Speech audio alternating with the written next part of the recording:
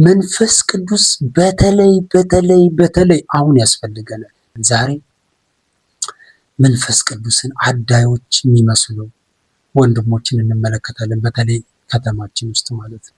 ምንም ጥያቄ የለውም፣ ምንም ጥርጥር የለውም። መንፈስ ቅዱስ ያስፈልገናል። የእግዚአብሔርን መንፈስ መሞላት አለብን እያልኩ ነው ያለሁት። ያስፈልገናል። በጣም የሚገርም ነው። እንደዚህ የሚል ቃል አለ። ይህን ኢየሱስን ይላል እግዚአብሔር አስነሳው። ልክ ይሄ የእግዚአብሔር ክብር ከመጣ በኋላ በቃ አዳዲስ ነገር ከሆነ በኋላ የሚናገሩት ነገር ልሳን መናገር ጀመሩ። እነዚህ ልሳኖች በጣም ግልጽ እንደሆኑ ነው ይሄ ክፍል የሚነግረን። ለምሳሌ ዲያስፖራ ጁሶች ነበሩ አካባቢያቸው ላይ።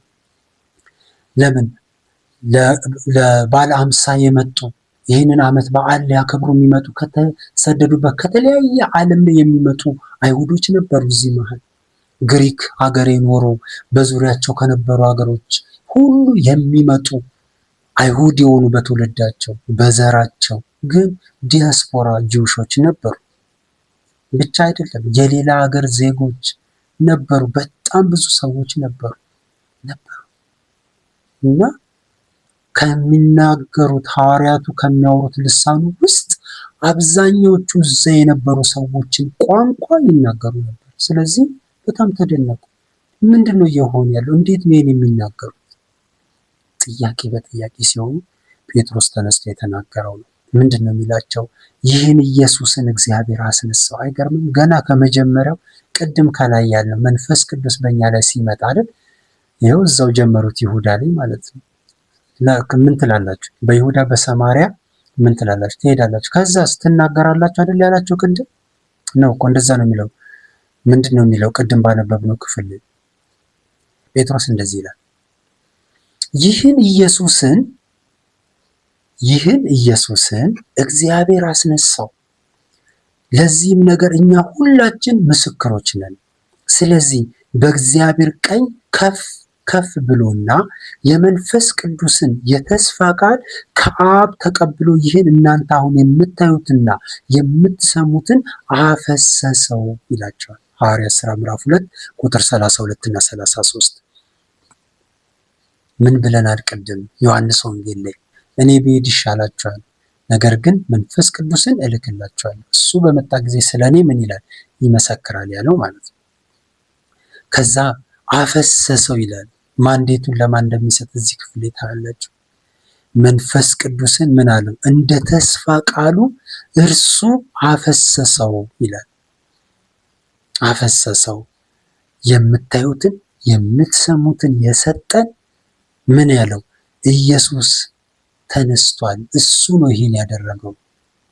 እዚህ ጋር ትንሽ ነገር እንበል። ዛሬ መንፈስ ቅዱስን አዳዮች የሚመስሉ ወንድሞችን እንመለከታለን። በተለይ ከተማችን ውስጥ ማለት ነው። በቃ የሆነ ቀን ይቆረጣል፣ የሆነ ሰዓት ይቆረጣል፣ በቴሌቪዥን ይነግሩናል፣ በሆነ ሰዓት ይነግሩናል። ከዛ እንደዚህ ያደርጋለሁ ኑ ይሉናል።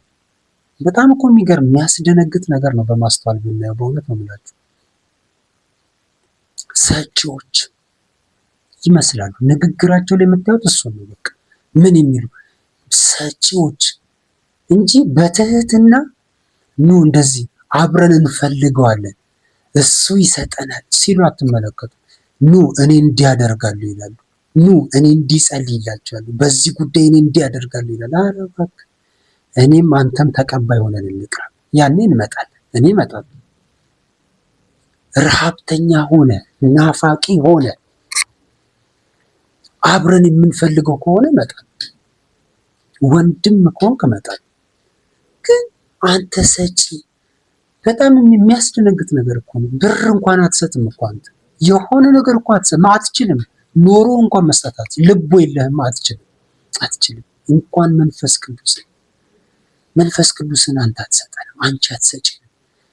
ማንም አይሰጥም፣ እኔም አልሰጥም። ማንም አይሰጠኝም፣ እኔ ለማንም አልሰጥም። መንፈስ ቅዱስን ሁላችን ረሃብተኞች ነን። ሁላችን የእሱ ጸመኞች ነን፣ የእሱ ናፋቂዎች ነን። መንፈስ ቅዱስን ማን ይሰጠናል ወገኖች? እንፈልገው እንጂ ፈላጊ እንጂ እኛ ማንን? እኔ ማንን? እናንተ ማን ናችሁ? ሰጪ ያደረገን ማን? ብዙ ሰው እኮ ሰጪ ነው የሚመስለው። በቃ ነው እንዲያደርጋለሁ እንደዚህ ያደርጋለሁ በእንደዚህ ጉዳይ እንዲያደርጋለሁ። ኧረ እባክህ አባትዬ ስርዓት ያዝ፣ ስነ ስርዓት ያዝ። አንተም እኔም ሁላችን የእሱ ጥገኞች ነን፣ ተቀባዮች ነን። ማንም ሰጪ፣ ማንም አዳይ፣ ማንም ተቀባይ አይደለም። በቃ መንፈስ ቅዱስ ተሰጥቷል። ለማን? ለቤተ ክርስቲያን ለማነጽ ተሰጥቷል። ጸጋ ተሰጥቷል። ጥሩ ለማነጽ ለቤተ ክርስቲያን የተሰጠው።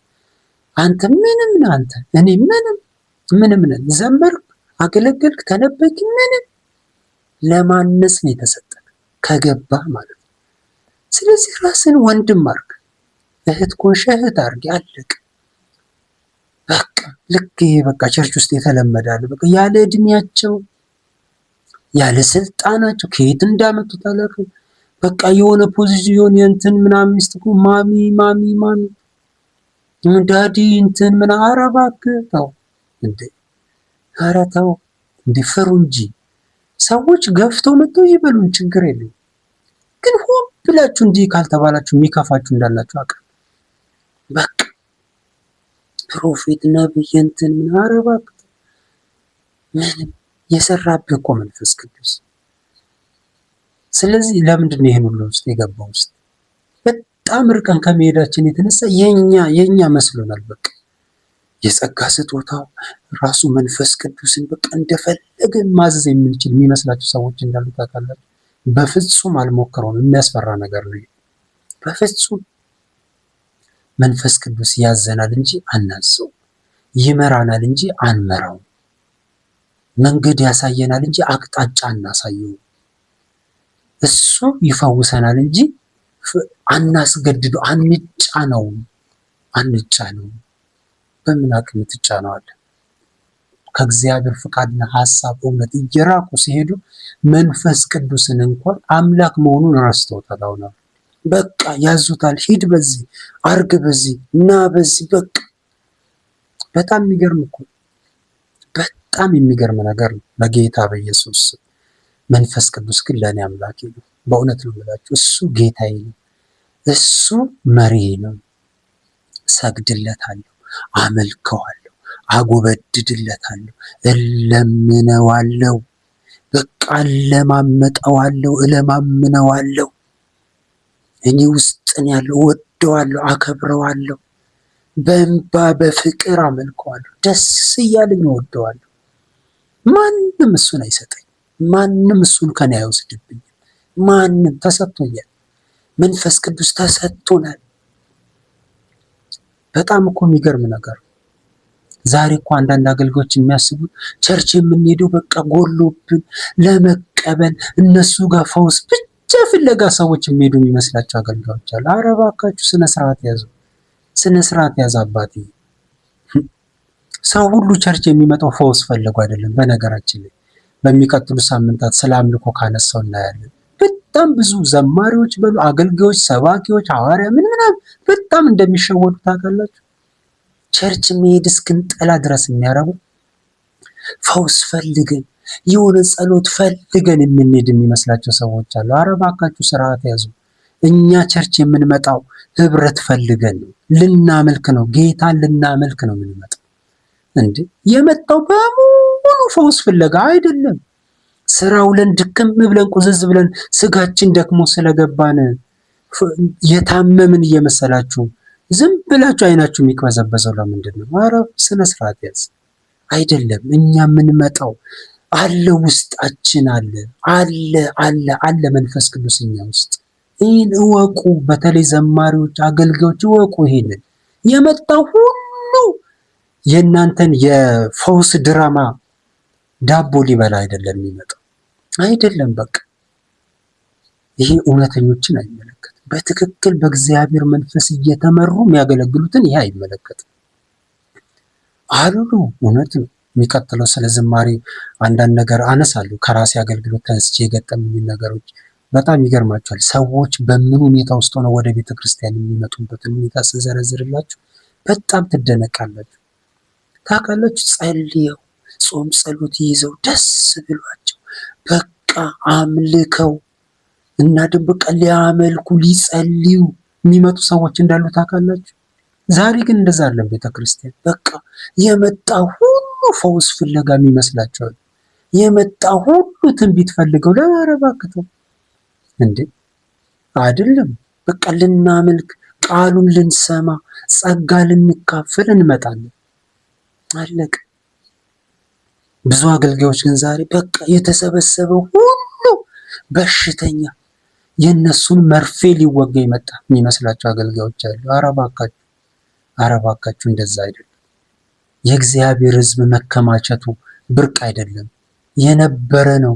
ከድንኳን ጊዜ ጀምሮ፣ ከቤተ መቅደሱ ጊዜ ጀምሮ፣ በሲነጎግ በተለያየ መንገድ ውስጥ በድንኳን ውስጥ ጀምሮ የመጣ ነው የእግዚአብሔር ቤተክርስቲያን። ስለዚህ ዛሬ ትልልቅ አዳራሽ ስለሰራ ያን ሁሉ አዳራሽ የሚሞላው በሽተኛ ከመሰለ ተሳስተናል። አይደለም። በቃ እግዚአብሔርን ለማክበር የሚመጡ ሰዎች አሉ። እግዚአብሔርን በቃ እሱን አምልከው ዘምረው ደስ ብሏቸው ከወንድም ከእህቶች ጋር ተገናኝተው ሐሴት አድርገው መመለስ የሚፈልጉ ሰዎች አሉ።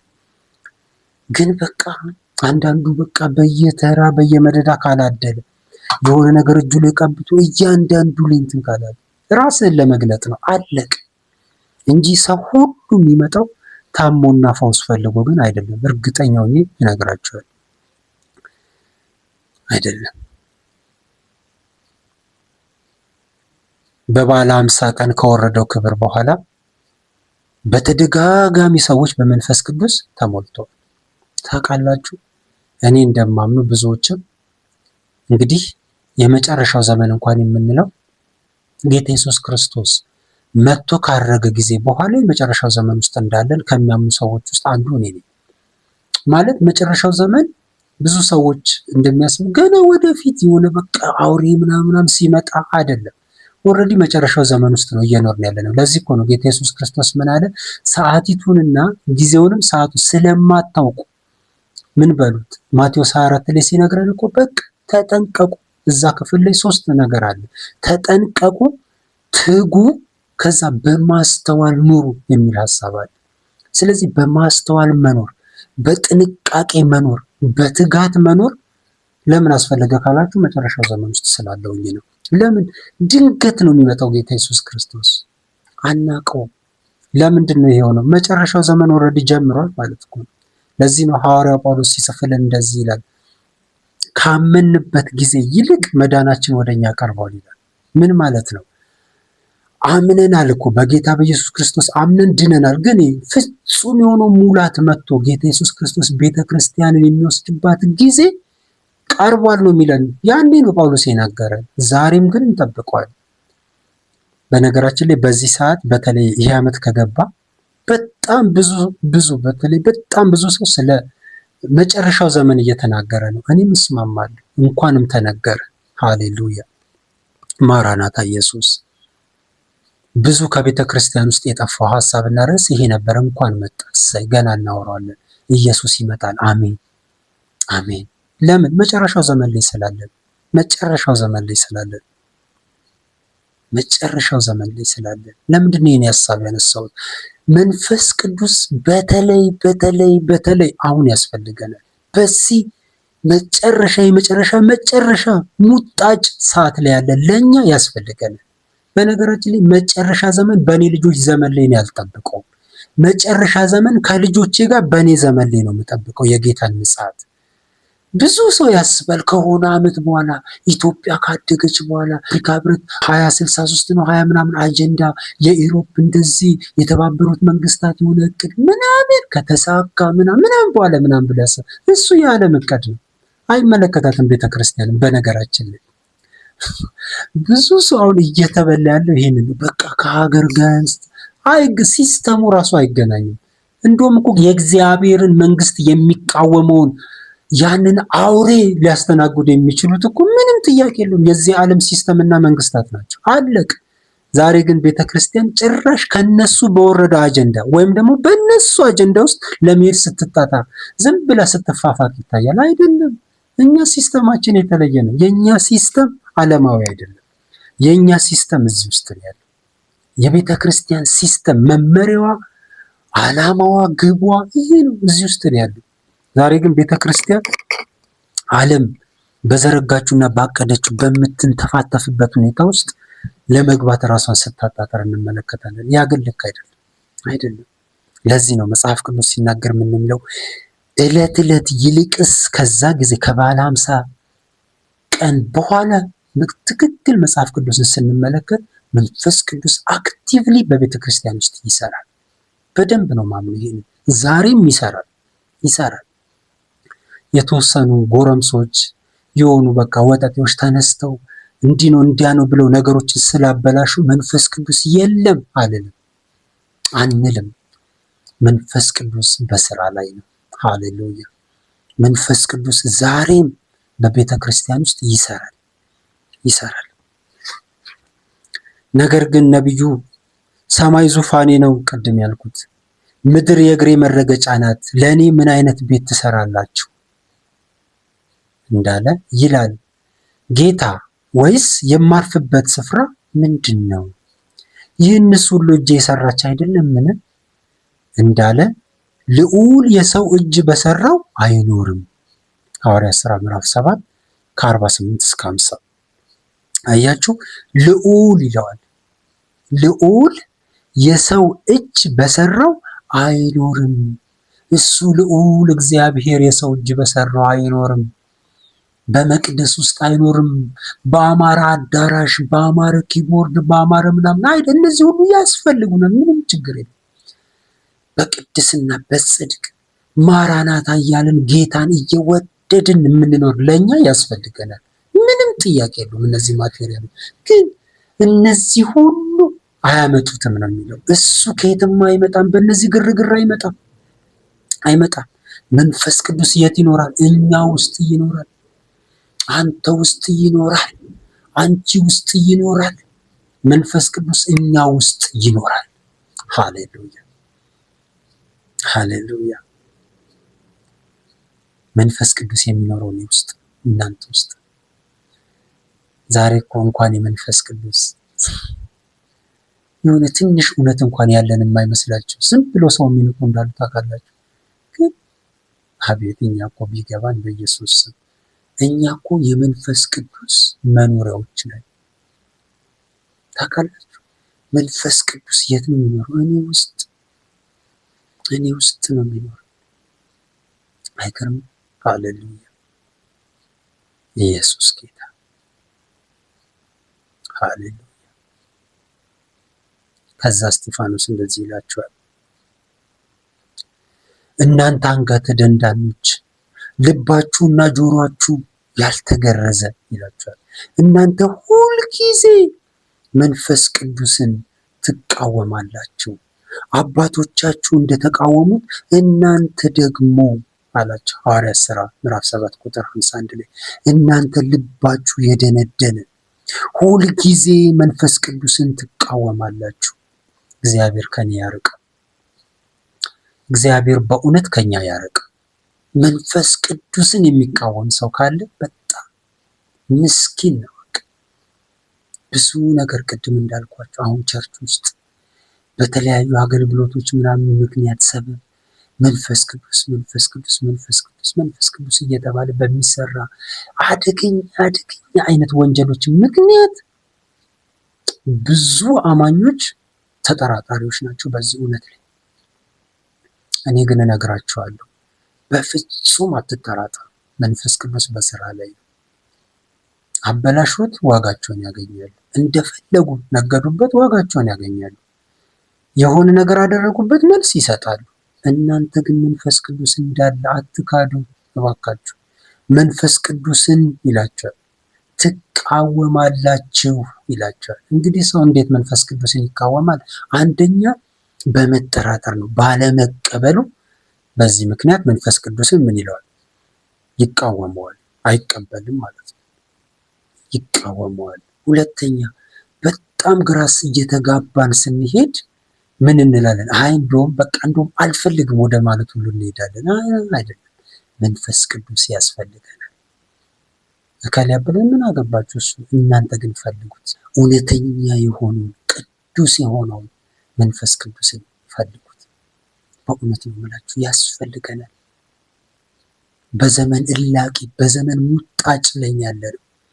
ያለ መንፈስ ቅዱስ ይህን ዘመን መሻገር በፍጹም አትችሉም። በእርግጠኝነት አማኞች ከሆነ ዳግም የተወለድን ከሆነ ኢየሱስን የምንናፍቅ የምንጠብቅ ከሆነ የእውነት ማራናታ የምንል ከሆነ መንፈስ ቅዱስ ያስፈልገናል። እሱ ያስፈልገናል።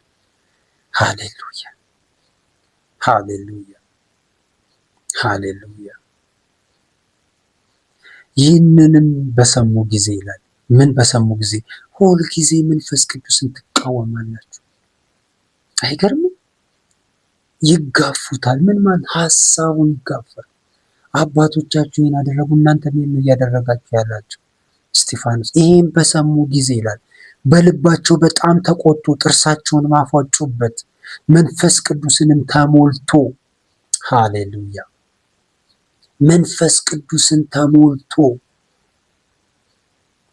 የእግዚአብሔርን ኃይል መንፈሱ ራሱ መንፈስ ቅዱስን ተሞልቶ ወደ ሰማይ ትኩር ብሎ ሲመለከት የእግዚአብሔርን ክብር ኢየሱስንም በእግዚአብሔር ቀኝ